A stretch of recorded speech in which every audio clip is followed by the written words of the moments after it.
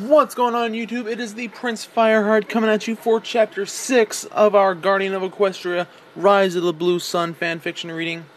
And this is for my friend Princess FireHeart. Buddy, I tried changing my channel name. I did. I honestly tried to change it. Please forgive me if it's still if you get mad about it still saying Prince FireHeart. Please don't get mad. I tried changing it. I honestly did try. But apparently when I changed the name to what your girlfriend gave me, little quick note, his girlfriend, Rainbow Gem 13, suggested I change it to Prince Sunheart. That's not a bad, it's not actually that bad of a name. Make sure you go subscribe to her too. But, yeah, she told me to change it to Prince Sunheart. I said, not a bad name, I'll try it out. And I did change it, but apparently my profile name changed it, not the channel name. The channel name is still saying Prince FireHeart, so I said, okay, you know what, screw it. I'm not going to have them both say different names, so I'll just go back, I'll just put it back to the original. So my channel still says Prince FireHeart. Please don't get mad at me, buddy, for that. Please don't get mad at me for that, okay? Please do not get mad at me for that. But, anyway, little story time before we get into the reading. When I came up with Prince FireHeart, he's the prince because, you know, son of Princess Celestia. He, is also Prince FireHeart in general. When I came up with it, you know, fired heart. The heart meaning love, compassion, you know, kind of almost like Fluttershy.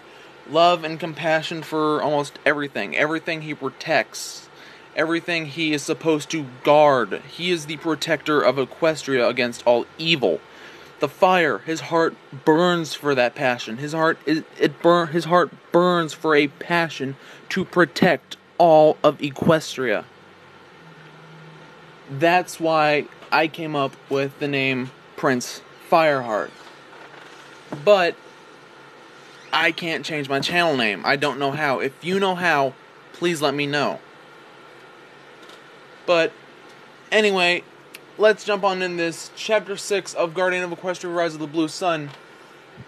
Live to earn, earn to live.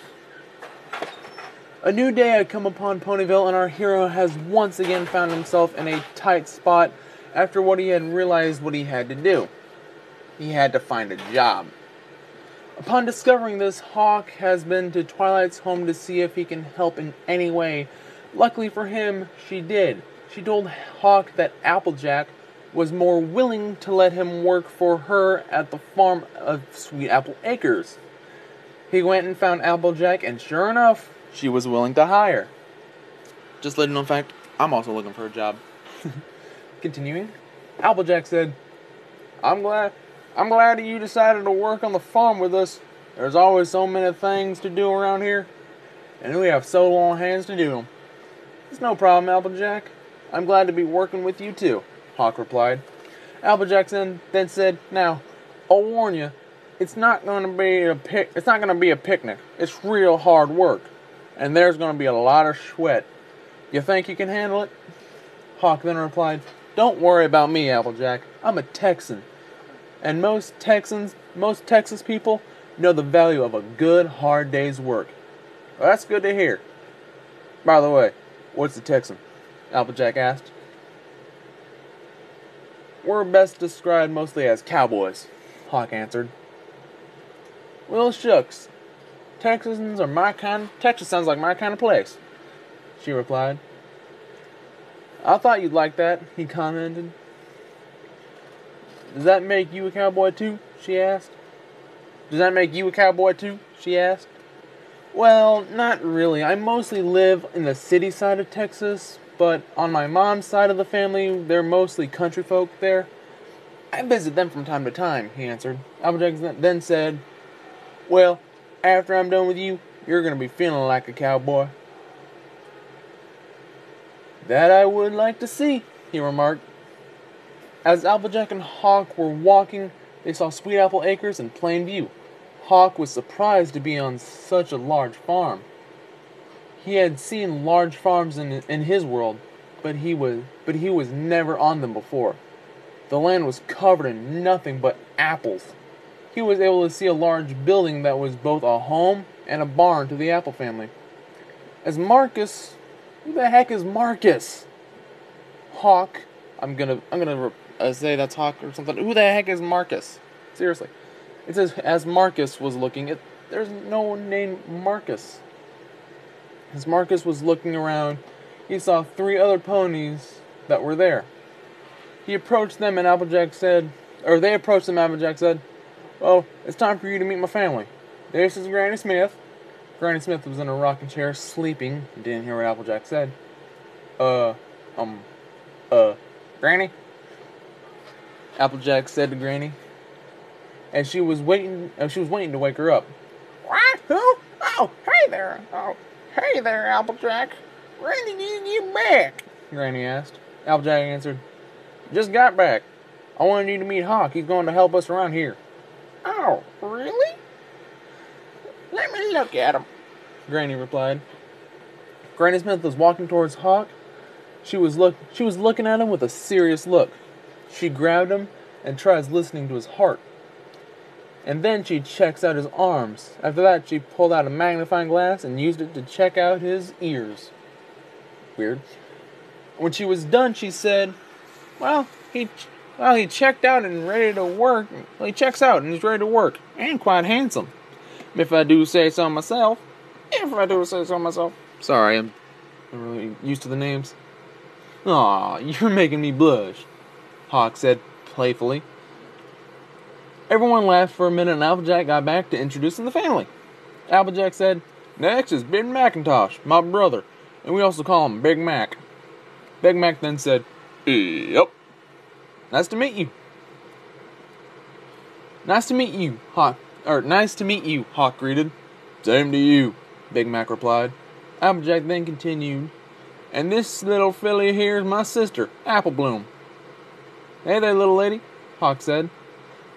"Well, tarnation, I remember you. You're the one that saved my friend Sweetie Belle from the rock monster," Apple Bloom said. "Yeah, I was. In fact, now that I think about it, I remember seeing you there as well," he replied. "Wow! Oh, I also heard that you got your cutie mark after that night. Is it true?" She asked. "Well, I prefer to call it a hero's mark, but yes, I did," he answered. Cool. Can I see it, please?"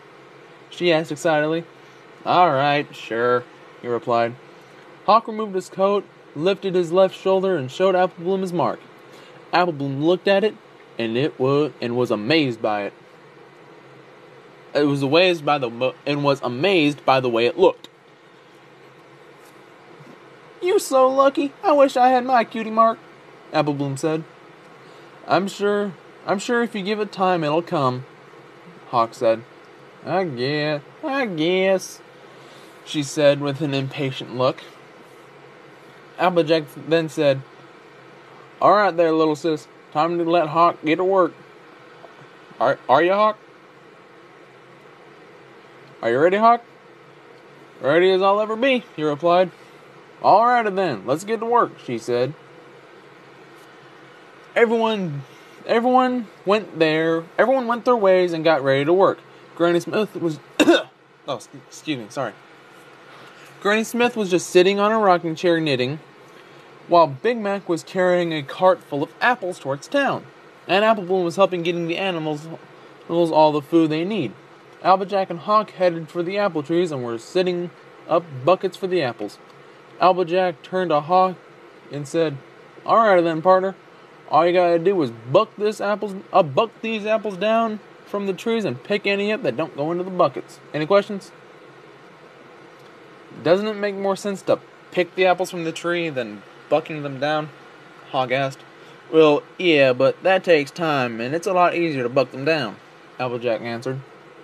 Hawk then answered, "And another thing, the trees are very hard, and I doubt that you actually buck them down."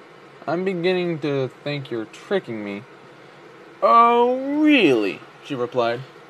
As Hawk was watching, Applejack kicked the tree hard, and all the apples came falling down. Hawk felt completely dumb after what he seen. Applejack was smiling, and Hawk was lost for words. Then he thought if Applejack can do it, so can he. He got himself ready to kick a tree with apples on it. He then kicked the tree with everything he got, and apples began to come down. He couldn't believe what had happened. He actually kicked a tree and brought the apples down. Applejack crept right up behind him and said, I thought you said it was impossible. Maybe in my world, we just never thought of it before. Hawk replied, while he was still scratching his head with what happened. Wow. Seems like we ponies are doing some things that you guys never thought of, Applejack commented. Yeah, looks like it, he replied. By the way, you mentioned your family before. What are they like? She asked. Well, like I said, my mom's side of the family are country folk, and on my dad's side are mostly city folk, he said. What about your parents? She asked. Hawk's smile went away quickly, and the mention of his parents gave him a sad look. Applejack felt like she had said something that she shouldn't have. Hawk noticed and got back his composure. Looked back at Applejack and said, I never had a chance to know them. Applejack then said, I'm sorry to hear that. It's okay, you didn't know. From what I can tell, though, they were good people, he replied. Applejack felt sorry that she mentioned Hawk's parents and felt like she gave him some bad memories. As the day was near its end, Applejack and Hawk collected all the buckets of apples they had put them up for store for when Big Mac takes them to town. Sheesh, I cannot read. After everything was picked up and put away, Apple Bloom, Granny Smith, and Big Mac went in the house, while Applejack was giving Hawk his first payment. Applejack said, Here you go, partner, 21 bits. And that's just doing work for 7 hours. Try coming here every 8 o'clock every weekday morning, and you'll be getting 150 bits a week. Not a bad deal if I say so myself. Thanks, Applejack. I really appreciate it, Hawk said. As Hawk was about to leave, Applejack stopped him and said, Wait. Yeah? Hawk said as he was turning back towards her. Applejack said, I wanted to say that I'm sorry about mentioning your parents. If I had known. Applejack, it's okay. You didn't know. I'm the one who didn't mention it at all. If anyone had to say sorry, it was me. I'm sorry, Hawk said. Applejack then said, Well, that's very sweet of you, Hawk, but you don't have to apologize to me, and I know a way to make it up to you. Like what? He asked. I'll tell you my secret, she said. She walked up to Hawk and gave him a hug. She then said to him, I know that it's hard to lose your parents, but if you ever need to talk about it, you can come to me or any of the other girls to help you out.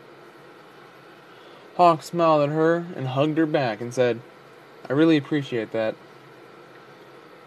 Back in the land of shadows, Lord Tyrek and Monarch prepared for their phase of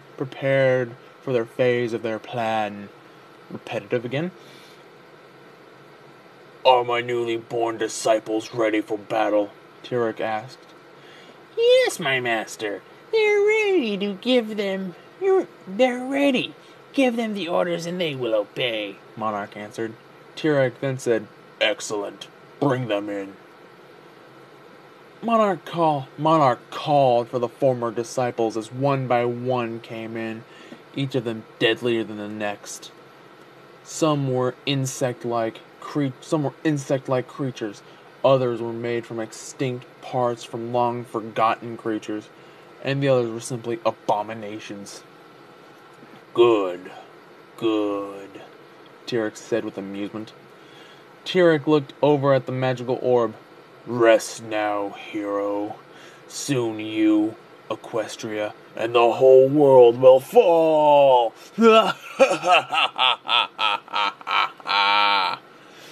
End of chapter 6. No, that does it. I gotta say, reading this is so awesome. I know I said I've read it before, but man, reading it a second time after so long. It's been a long time since I've read this, actually. But I just gotta say, this is so cool. I really do enjoy this fic. But that does it for me. I'm the Prince FireHeart. You're my viewers. You're my fiery viewers. I will see you in the next chapter. Later.